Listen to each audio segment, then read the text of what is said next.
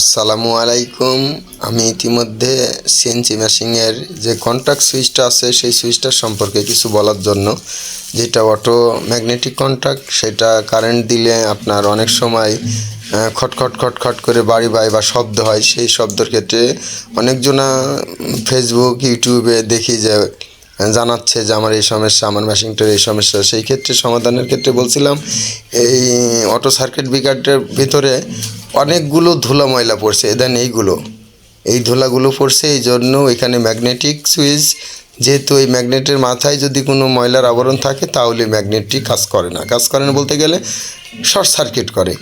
সেই ক্ষেত্রে আমরা অবশ্যই ম্যাগনেটিক সুইচটা খোলা জানলে খুলবো। খোলার পর ওর ভিতরে যে ময়লাগুলো না আছে, যেগুলো দেখতে পাচ্ছেন, এইগুলো পরিষ্কার করতে হবে। পরিষ্কার করে নতুন করে আবার সেট আপ, যদি জানেন কেউ তাইলে করবেন, যেহেতু আমি জানি সেই ক্ষেত্রে আমি এটার ব্যাপারে বুঝি, এই জন্য খুলছি।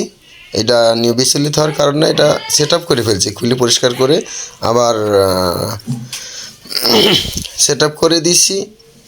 এখন ধরেন লাগাই দিব।